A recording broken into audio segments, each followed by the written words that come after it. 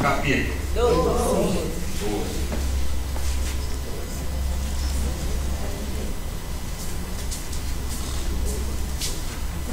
Manhã bonita, como é bom a gente acordar e tem título do canto dos pássaros. Bem ali naquela árvore tem um passarinho que canta, não sei se é sabiá, mas ele canta, quando for 5 horas ele vai começar a cantar de novo. A gente vê, Luiz disse que é o quero-quero, que fica ali dando aqueles gritos, cheio de passarinho, o vento bonito, o sol, coisas que Deus fez, e estas coisas fazem parte da poesia de Deus. A natureza é um grande poema de Deus.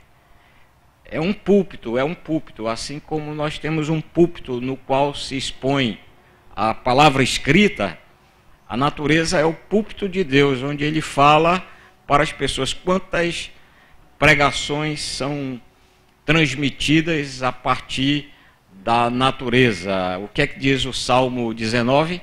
Os céus proclamam, pregam a glória de Deus, e o firmamento anuncia as obras das suas mãos. Então a natureza tem essa mensagem bonita para a nossa alma. Então é bom nós estarmos aqui, é uma graça de Deus. Se a gente parasse para pensar, olha como estes dias têm sido maravilhosos. Eu vi ainda há pouco algumas irmãs dizendo, hoje a gente já vai embora amanhã, é sábado. É uma graça de Deus nós podermos estar assim, é favor de Deus, Ele tem nos permitido estar aqui, conversar mais com os irmãos, estabelecer mais comunhão, a intimidade, ouvir a palavra de Deus, cantar, conversar, rir, brincar. São meios da graça de Deus para nós vivermos e continuarmos vivendo a nossa vida nesta peregrinação que Ele abriu diante de nós para nós caminharmos. Então, nós precisamos agradecer a Deus por esta bênção e por esta oportunidade. E vamos agora meditar um pouco em sua palavra, aí no capítulo 12. Vamos ler, do 1º ao 3º verso. Ora, disse o Senhor a Abraão, sai da tua terra, da tua parentela e da casa de teu pai, e vai para a terra que te mostrarei. De ti farei uma grande nação, e te abençoarei e te engrandecerei o nome. Sê tu uma bênção. Abençoarei os que te abençoarem, e amaldiçoarei os que te amaldiçoarem. Em ti serão benditas todas as famílias da terra. E os irmãos estão acompanhando nestes dias, mais precisamente nas noites, esta exposição, e temos visto a caminhada de Abraão, a peregrinação de Abraão, que é também a nossa peregrinação. Agora, uma coisa assim muito interessante, nós temos uma ideia, e talvez por força e por conta das distorções doutrinárias, das heresias, principalmente destes últimos dias, que se nós estivermos com Deus, andarmos com Deus, tivermos comunhão com Deus, obedecermos a Deus como Abraão obedeceu, sermos uma bênção para Deus segundo a sua eleição, para sermos uma bênção para todas as pessoas ao nosso redor. Então não se tem problema de saúde, porque tudo tem de ser vitória.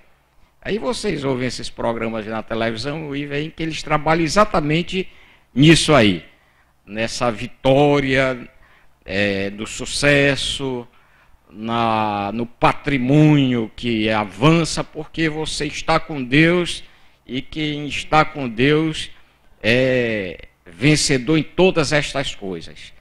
Mas um estudo da palavra de Deus vai nos mostrar que não é assim. Essa pregação não é bíblica, ela é uma pregação falsa. Porque quem foi que chamou Deus para ser uma bênção? Desculpem-me. Quem chamou Abraão para ser uma bênção? Deus. Quem fez promessas para Abraão? Quem foi que mandou Abraão peregrinar? E Deus falou pessoalmente com Abraão. Foi Deus quem falou e Abraão ouviu aquela voz que era a voz do Senhor. Era para acontecer o que então com Abraão?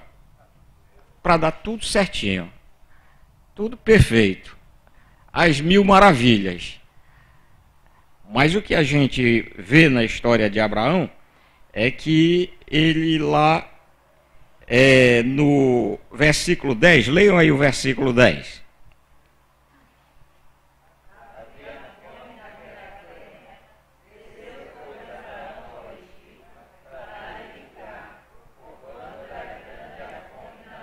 Então percebam, qual foi a primeira experiência que aquele homem experimentou na vida? Ele vai para uma terra, saindo em peregrinação, levando o seu povo, levando o seu rebanho. Aí ele para numa terra lá, e o que é que existe ali naquela primeira parada de Abraão? Fome. Então vejam a realidade da peregrinação. A peregrinação, para nós que temos uma natureza pecaminosa, não é tão fácil. E o Evangelho, ele trabalha conosco a sensatez. O Evangelho nos instrui, nos educa a sensatez, para que nós saibamos realmente viver e conviver nesta terra de peregrinação. Então, muitos crentes ficam desesperados, tristes, abatidos, se sentindo esquecidos de Deus, isolados da bênção de Deus, porque enfrentam problemas da vida. E sempre aparecem aqueles que dizem: mas rapaz, você é de igreja, você é cristão, você fala de céu, você ora com Deus, você está sempre na igreja, e você tem mais lutas do que eu, que sou ateu, que não ando em igreja. E muitos se abatem com isso, pensando até que eles estão com a verdade. E na dúvida você passa até a acreditar que realmente isso de fato é verdade. Mas não, Deus, ao nos chamar, Ele nos chamou para uma peregrinação. E a peregrinação é um lugar de disciplina, de educação, de instrução. E como vimos ontem, na medida que nós vamos caminhando em nossa peregrinação, mais, quem completa? Mais vamos tendo conhecimento de Deus. E Abraão então vai e experimenta ali fome. Ele experimenta uma má convivência. Ele se tornou próximo e se tornou vizinho de Sodoma e Gomorra. Era pouca a distância do local onde Abraão estava para Sodoma e Gomorra, que, segundo a Bíblia, eram os maiores pecadores da terra. Então, Abraão conviveu com um tempo de grande iniquidade na terra. E era tão grande a iniquidade em Sodoma e Gomorra que Deus destruiu com fogo. Veio o juízo e Deus destruiu. Assim como a gente está vivendo hoje neste mundo, que é um mundo de grande iniquidade. O capítulo 3, versículo 10 do livro do Apocalipse diz que virá um tempo, Jesus anunciando a sua igreja, diz que virá um tempo de grande provação sobre a face da terra. E essa provação está ligada à questão da iniquidade. Na medida que a iniquidade avança, na medida que a iniquidade aumenta, mais a nossa alma começa a ficar angustiada. Por exemplo, quem de Abraão morava em Sodoma e Gomorra? Ló. E o que é que a palavra de Deus diz sobre Ló diante das coisas, diante das práticas que ele via daquele pessoal de Sodoma e Gomorra? Ele afligia a sua alma, ele tinha a sua alma afligida. Então, muito desse pecado que a gente está vendo, dessa maldade que há no mundo e como o mundo está mal, todos os dias a gente sabe uma notícia má, todos os dias a gente sabe de um crime, todos os dias a gente sabe que uma mulher foi estuprada, todos os dias sabe que alguém foi sequestrado, todos os dias a gente sabe da violência que há nesse mundo, como as pessoas estão violentas. O que é isso? É impiedade. Isso nos abate, isso faz mal ao nosso coração, faz mal ao nosso coração. E Abraão conviveu nessa peregrinação, indo para o lugar da promessa, ele conviveu com homens maus, homens pecadores, homens cruéis, assim como nós que temos um vizinho ao lado, que às vezes é tão mau, é tão cruel, ele é tão ruim, e há gente ruim nesse mundo. Como há gente ruim? A gente do coração mau mesmo. É que a psicologia começa a dizer, olha, ele tem frustração, ele tem, que mais aí, uma palavra aí dessa, tem transtorno, tem isso, mas não é nada disso não. Esses nomes são dados pela ciência. É que o sujeito é ímpio. E o ímpio, ele é perverso, ele é mau, ele é cruel. O ímpio é aquele que olha para você e se ele vir você em paz, ele lhe perturba. Diz a Bíblia que ele não dorme sem antes maquinar o mal e fazer o mal. Então a gente tem que sempre pedir a Deus para Deus nos proteger desse ódio do ímpio, Então o mundo está cheio de gente mal, e o que nós temos percebido, confrontando com a realidade do Apocalipse, é que os homens iam ficar piores. E na verdade os homens estão piores, não são só os políticos do Brasil que estão piores, mas os homens do mundo todo. Duas coisas estão acontecendo com os homens no mundo, nesse crepúsculo apocalíptico. Os homens estão se despersonalizando e eles estão se descaracterizando. Estão perdendo as características da pessoa humana no relacionamento e se despersonalizando. Os homens estão ficando como que endemoniados. Você pega isso e vai lá para o livro do Apocalipse. No livro do Apocalipse, no capítulo 5, há aquela visão, e o livro do Apocalipse é um livro de simbolismo, do anjo que destampa lá vamos dizer assim, uma caldeira. É uma expressão que eu estou usando aqui, a ideia é só para vocês pegarem a ideia. Uma caldeira, porque ali estão anjos caídos, aprisionados, e eles serão libertos para perturbar os homens na terra. E o que a gente está vendo, o que a gente está apreciando e olhando tudo hoje é esse espírito de maldade, da guerra, do mal, que estão atuando nos governos.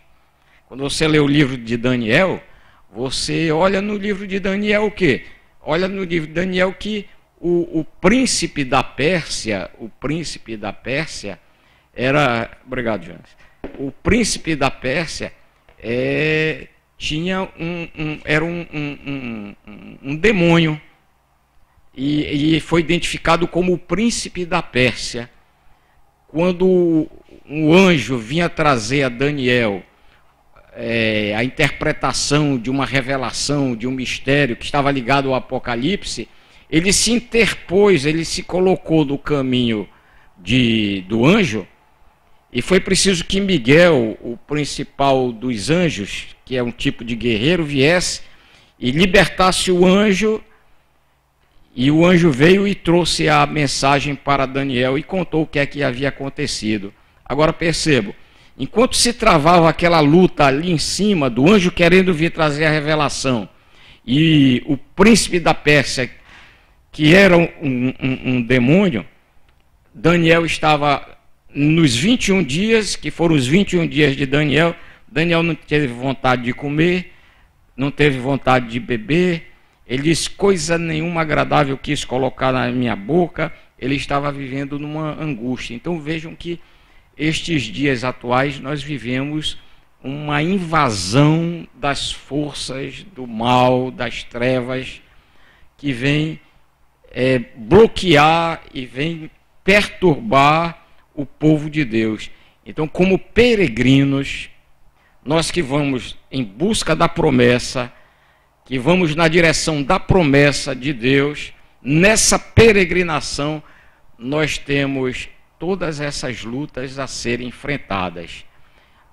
Escassez, convivência com os homens maus, com a iniquidade, nós vamos passando por todas e todas essas dificuldades.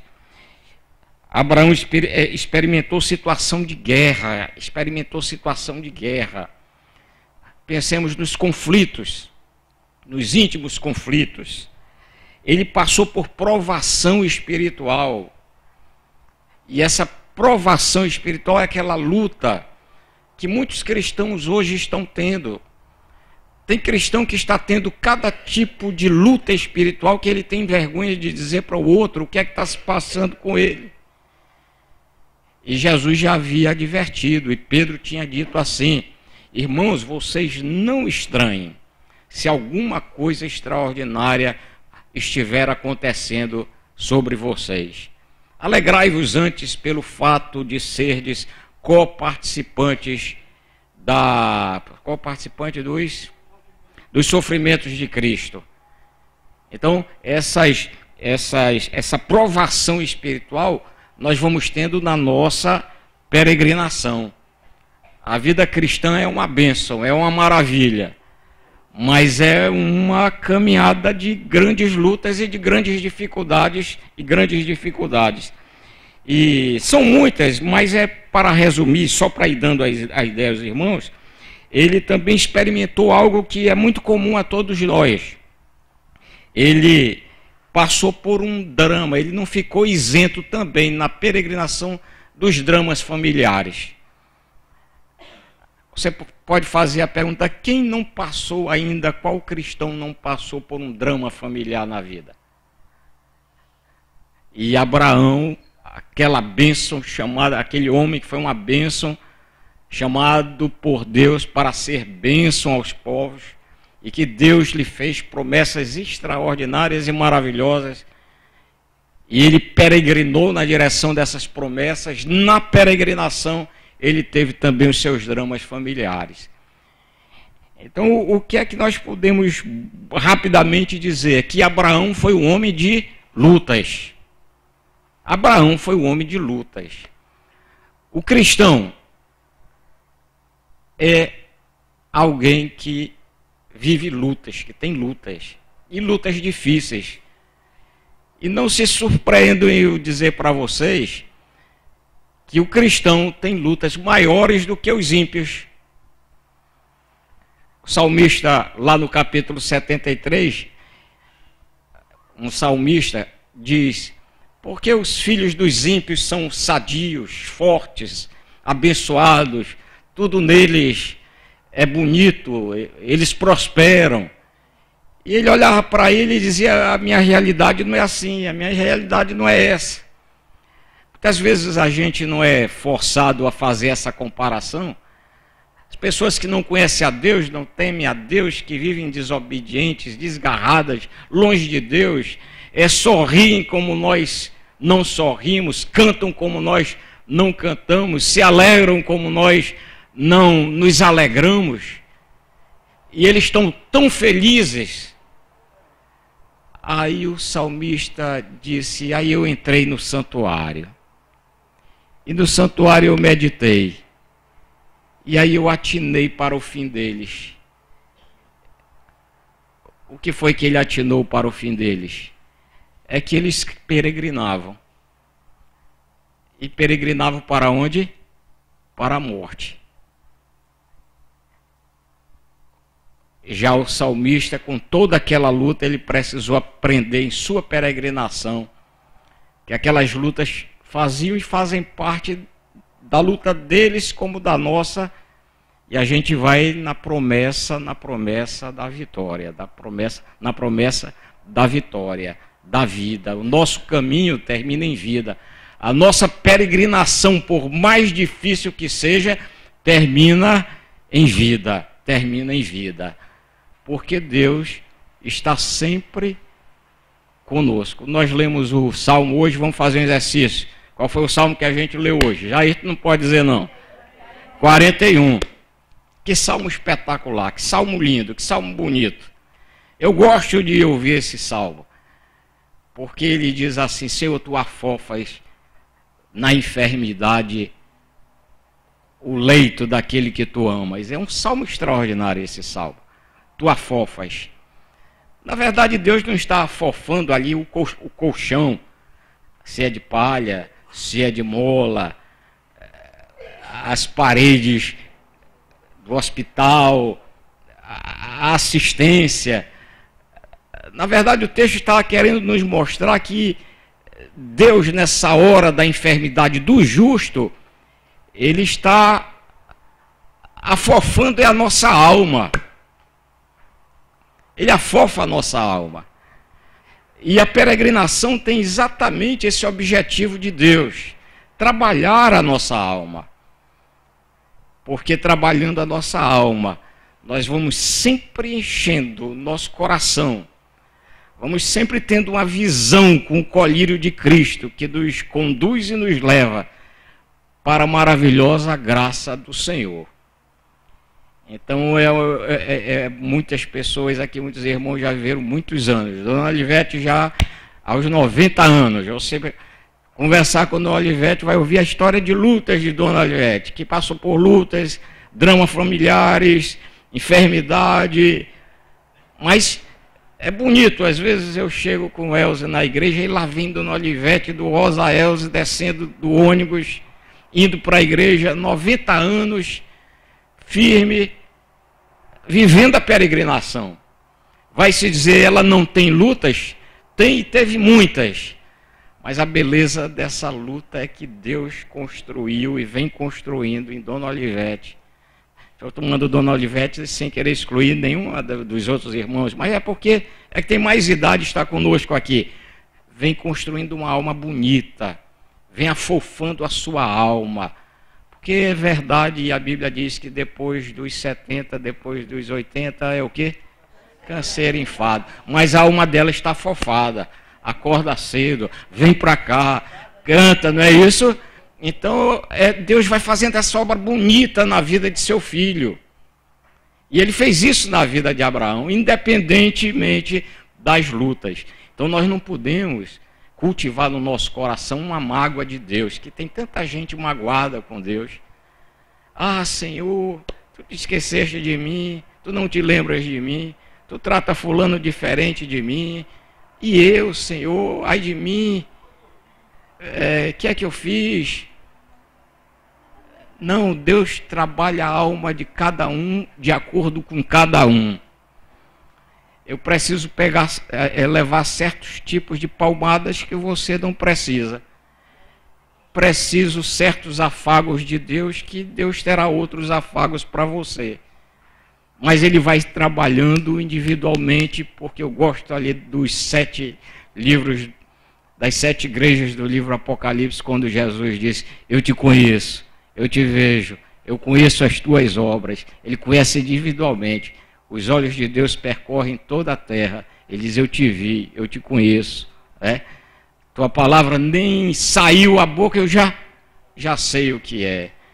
Se você procurar ir lá para o fundo, eu lá estou. Se você subir, for lá para o alto, eu também lá estou. Então Deus está sempre ao nosso lado. Nós nunca estamos sozinhos. Deus não deixou Abraão sozinho na peregrinação. Em nossa peregrinação, seja ela como for, como estiver, Deus não nos deixa sozinho.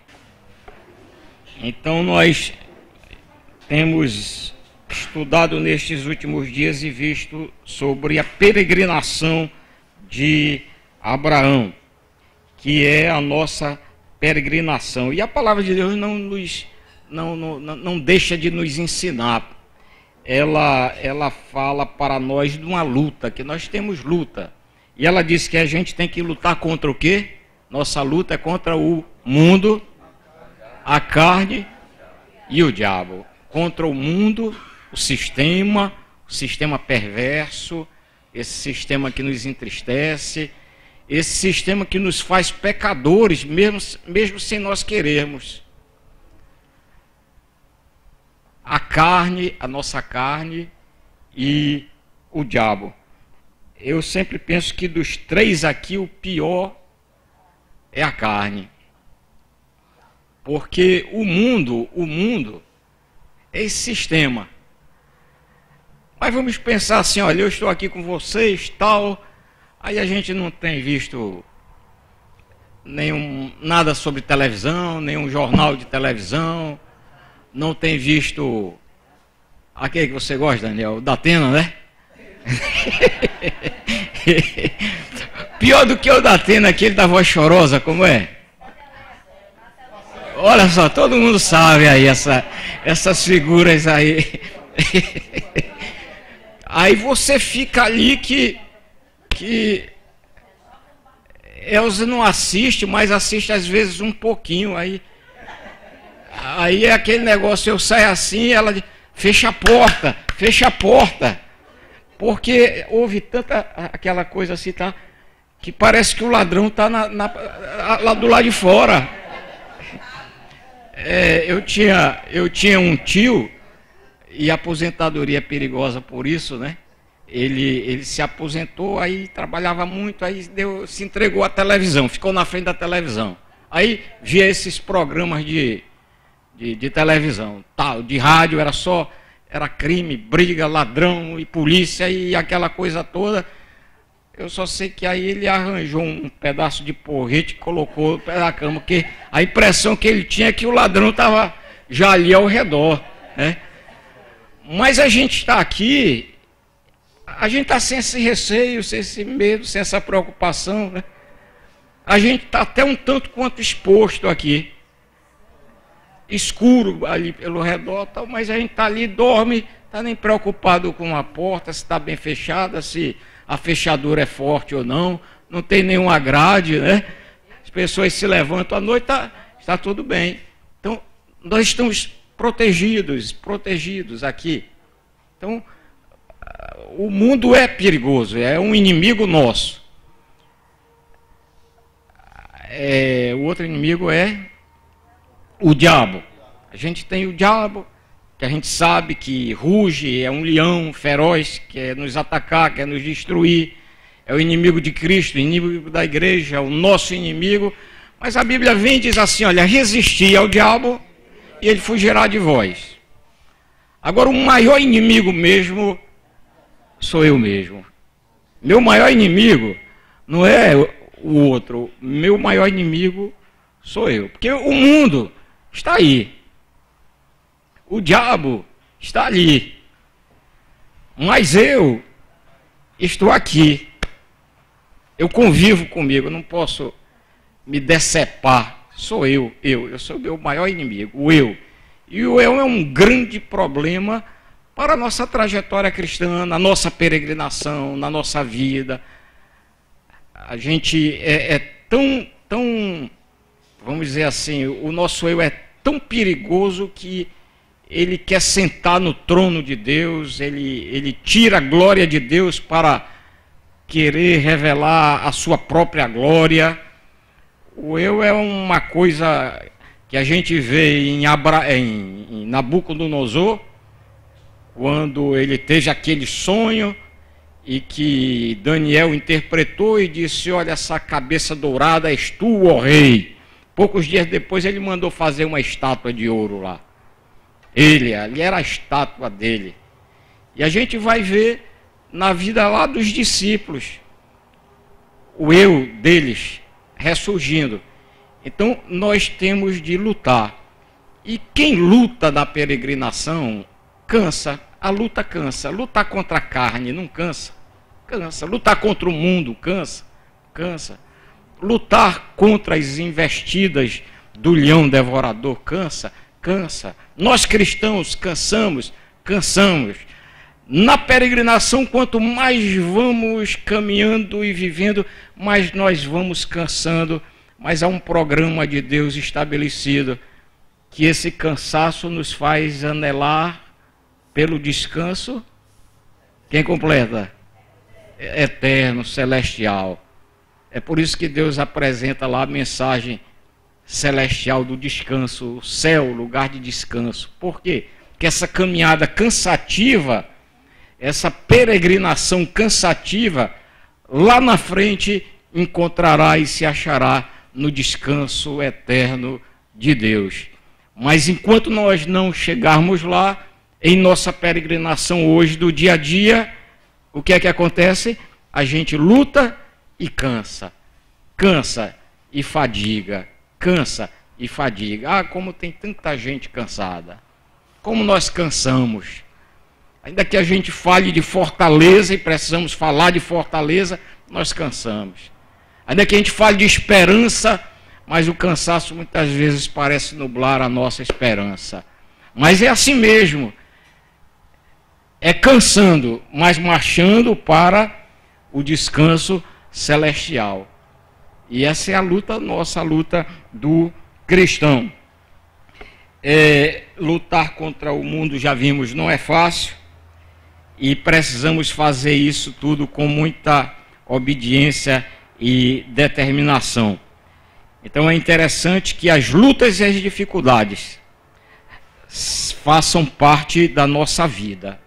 Elas são importantes para nós. Nós pedimos a Deus, Senhor, nos abençoa, nos dá conforto, nos dá felicidade, nos dá tranquilidade, é a nossa oração. Mas, na verdade, a gente sabe que a gente precisa mesmo dessa luta que nós experimentamos. Dissemos, olha, o povo de Deus, o povo de Israel tem muito a ver com a igreja. O que é que acontecia toda vez que o povo de Israel ia muito bem?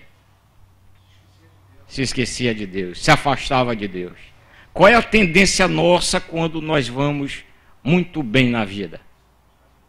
A gente se esquece de Deus. Por isso, nessa peregrinação, nós temos lutas, muitas lutas, que a palavra do Senhor fala que é nós termos de carregar a cruz. Aquele que quiser vir após mim, negue-se a si mesmo, negue o seu eu, tira o eu do trono, tome cada dia a sua cruz e siga-me, siga-me. E isso tudo leva em muita luta. O que é que foi bonito na vida de Abraão que nos serve de exemplo? É que ele não desistiu na caminhada. Ele não desistiu na caminhada. E isso aqui é muito importante para a nossa vida. Porque as coisas vêm, as coisas desagradáveis vêm. A gente viu que Abraão teve regiões onde ele experimentou fome, ele teve medo, ele foi provado de várias maneiras, ele teve perturbações espirituais, ele teve aquilo que todos têm, de uma forma ou de outra, dramas familiares, ele passou por guerra, teve uma série de problemas. Nós, você, eu, temos os nossos problemas da vida. Cada um vai tendo os seus problemas da vida. E a maneira de Deus nos abençoar é afofando o nosso leito, ou seja, cuidando da nossa alma, e dando saúde à nossa alma, ainda que o nosso físico muitas vezes esteja debilitado, quebrado, para que a gente caminhe e não desista, não desista. E Abraão não desistiu. Eu gosto muito de ver a peregrinação de Moisés. Moisés é um personagem que, creio, todos nós gostamos muito. A peregrinação dele é muito bonita, a luta, as dificuldades, a pressão popular. Foi muito difícil a vida de Moisés, muito difícil a vida de Moisés. Mas eu gosto de ver não só aquela caminhada de Moisés pelo deserto, Mas principalmente quando Deus chega para ele e diz: olha, Moisés, parou, é até aqui. Aí Deus faz ele subir o Monte Nebo. O texto mostra lá ele subindo o Monte Nebo e o povo lá olhando. Ele de cima olha e vê aquela multidão de gente que ele havia tirado da terra do Egito. Ele caminha para ser tomado por Deus. Quer dizer, essa é a trajetória de nossa vida cristã. E a trajetória de nossa vida cristã, a gente vai tendo essa peregrinação de luta, de dificuldades, e isso, aquilo, outro, mas nós, quando chegarmos no fim da jornada, a gente não vai para o despenhadeiro, nós não vamos descer. Nós vamos o quê? Subir para Deus, nessa caminhada com Deus. E é bonita. É a trajetória de todo crente, é a nossa trajetória, será o nosso fim. Por isso que nós somos bem-aventurados na perspectiva bíblica. E a perspectiva bíblica do feliz e do bem-aventurado não é aquele que tem as coisas, é aquele que tem uma alma que é afofada pela mão do Criador, pelo nosso Senhor. Então ele não desistiu, ele perseverou. E isso aqui é uma coisa que a gente só aprende na peregrinação. E a gente tem de passar pela vida, irmãos, e a gente tem de aprender. Os dias estão passando muito depressa. E eu acho que não é só uma questão vamos dizer assim, de relógio. Eu acho que é uma questão teológica. Porque o Senhor falou que nos últimos dias Ele ia abreviar o tempo. Porque eu sempre ouvi dizer assim, olha, o tempo passa rápido para quem trabalha de manhã, de tarde, de noite, que não tem tempo. De repente, o dia passa. Quem está ativo, está ocupando o dia, de repente passa. Mas você percebe que, independentemente disso, o tempo está passando rápido. Não precisa você estar trabalhando de manhã, de tarde, de noite, dormindo de madrugada e acordar no alvorecer. O tempo passa rápido. De repente é o fim do dia. Você deita, dorme, os passarinhos já estão cantando e já está claro. De repente termina a semana. Hoje já é sexta. Outro dia foi sexta. Hoje é sexta, já. De repente chega o fim do mês. Nós já estamos no mês de setembro. Já fim de ano. Tudo de repente, a criançada cresce rápido. Está tudo muito rápido. As coisas estão acontecendo rapidamente. É o que a Bíblia diz, o mundo passa velozmente, o mundo voa, o mundo passa. E a gente não pode deixar o mundo passar sem nós aprendermos as lições que o Mestre dos Mestres nos dá. Nessa peregrinação, nesta nossa peregrinação, com dificuldades, cheia de vales e valados. Momentos bons e momentos difíceis. Momentos de flores, mas momentos de cruzes. E se você for somar na balança, você vai ver que há mais momentos de dor, de tristeza, disso, daquilo, por conta daquelas causas que nós já vimos, do que os bons momentos. Mas estas coisas não devem servir para o nosso desânimo. Nós não podemos olhar para trás. Essa é uma coisa muito própria do idoso. É lembrar do passado, lembrar do que ficou para trás, lembrar do que aconteceu. Mas a gente tem de olhar na perspectiva de Deus.